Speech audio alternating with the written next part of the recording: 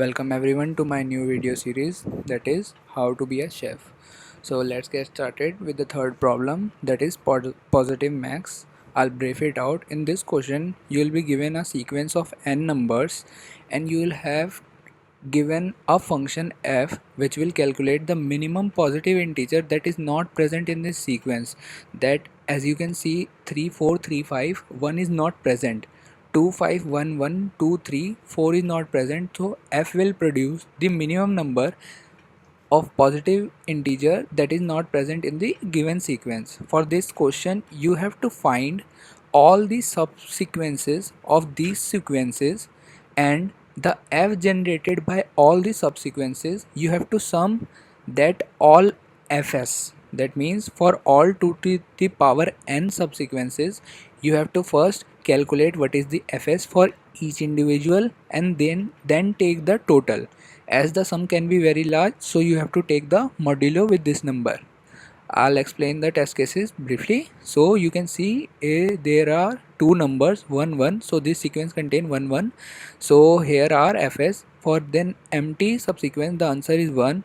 For one element containing 1 the answer is 2. If the sequence contain 1 as an element the answer is 2. If it contains 1 1 then also the answer will be 2. So I think it's clear.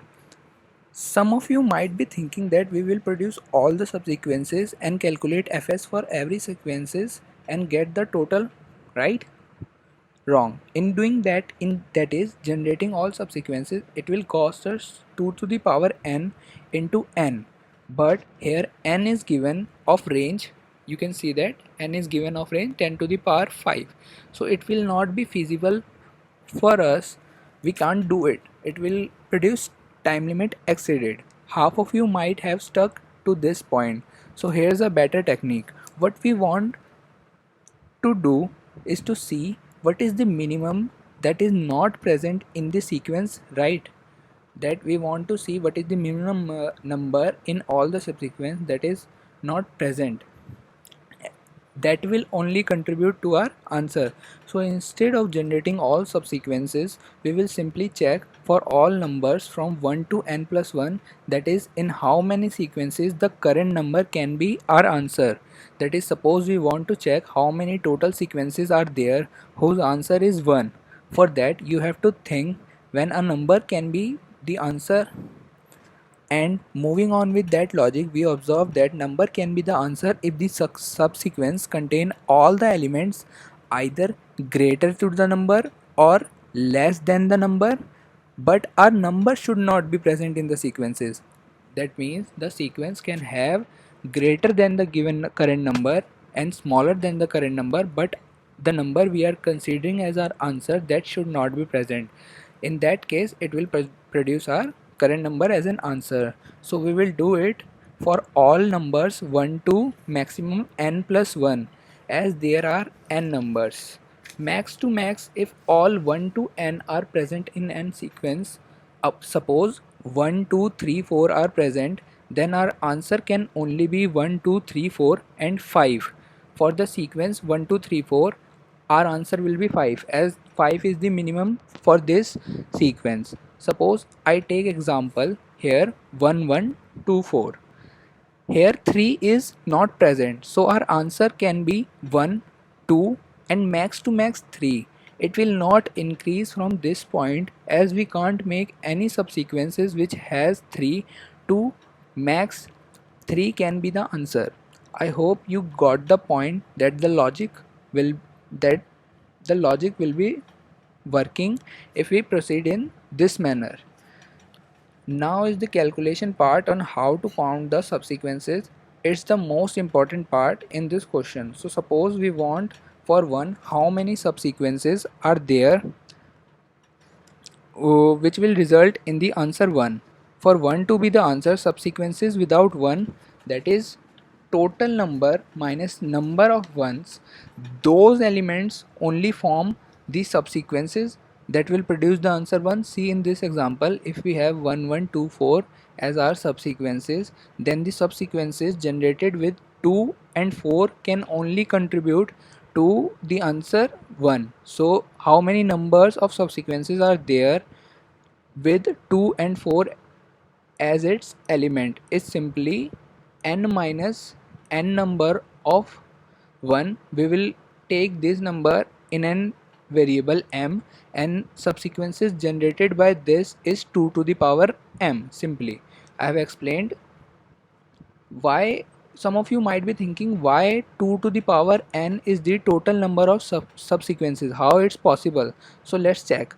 In a subsequences, 3 can be and cannot be. That means for 3 there are two options, it can be and cannot be. For 4 as well there are two options, for 3 as well there are two options, for 5 as well there are two options. So there are 4 elements and all of them are have two options, so it results in 2 to the power n possible subsequences. So now moving on, we have calculated how many subsequences are there, which will result in answer 1, and we will multiply this subsequences with the value of the number we are currently assuming, that is 1 into number of subsequences. Want to talk about 2, then the numbers will form a subsequence if they are greater than and less than the given number together will form subsequence. How to calculate that? See, 1 is less than 2 and 4 is greater than 2. So the number of subsequences formed by 4 is 2 to the power 1. That is, they can form two subsequences. One is 4 and another one is empty subsequences. We will not take it we will not take the empty subsequence while considering the subsequences generated by 1 1, as we have taken it in this case. The subsequences generated by 1 1 can be calculated as 2 to the power 2, as there are two numbers of element which are less than 2, but we will reduce minus 1 cause we don't want to include this empty subset in this. So in total, how many subsequences will be formed by these two? Say 1 1 and 1 1 will form subsequence with 4, and this will form subsequence with this empty set, so they will produce 6 subsequences whose answer will be 2. In this manner, you have seen that if there are 3 subsequences which are found by the number less than the current number, and 2 subsequences which are formed due to number greater than the current number, then the total subsequences is simply the multiplication of these two. So let's check it for 3. For 3, we have checked that the previous subsequences formed, and with the next subsequences formed, it is the simply multiplication of those.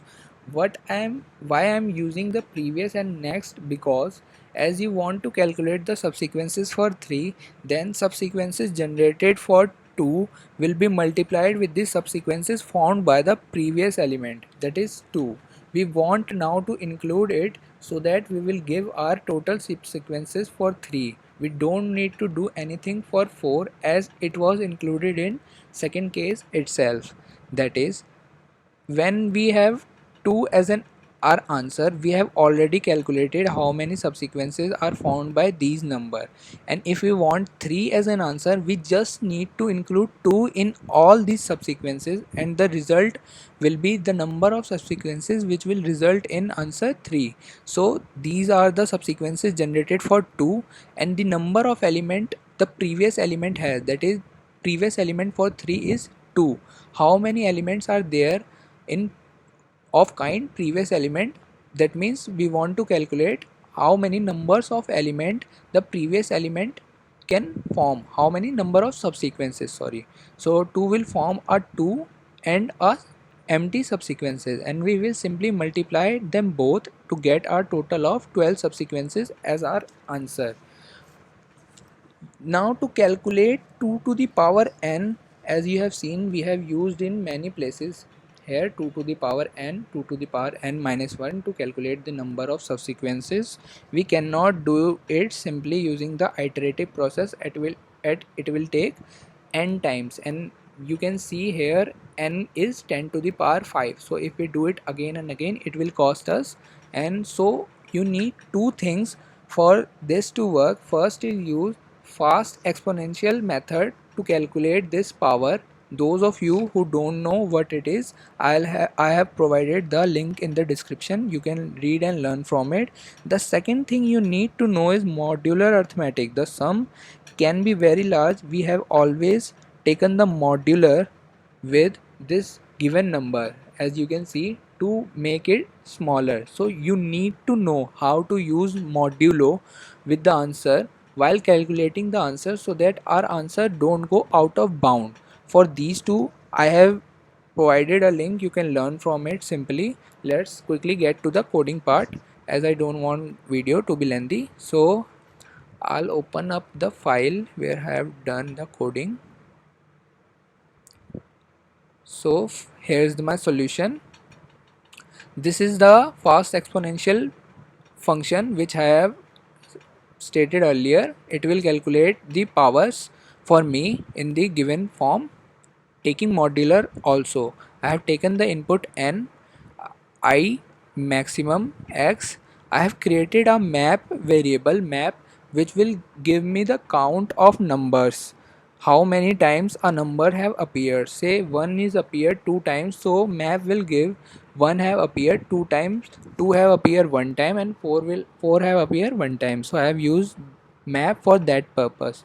I have taken the input and inserted in the map. I have used another loop, that is for which element, that means what is the maximum integer that can be our answer. Say if we have numbers like 1 2 3 4 5 6, then our maximum answer can be 7 when we include all these elements as a subset. But if we have a number like this 1 2 3 5 6, then up to maximum 4 can be the answer. So I have calculated that part in here.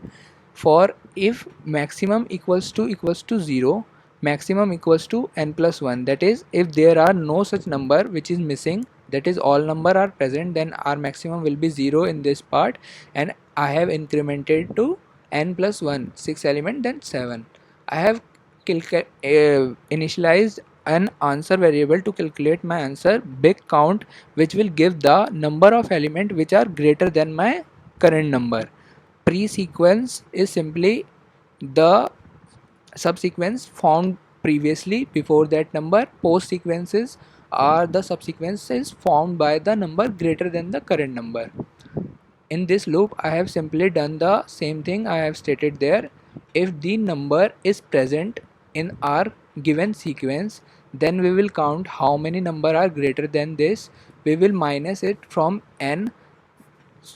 In that manner we will get how many number are greater than n. Suppose we have 6 element and 2 of them are 1, so we want to calculate how many numbers are greater than 1. So we will simply do 6 minus 2, so 4 element are there that are greater than 1. And if we want to calculate how many number are greater than 2, so we will simply do 4 minus number of 2, as we have already deduced the ones which were present in the R segment, and for 2 I have also subtracted number of 2, so leftover numbers are only 3 4 5 6.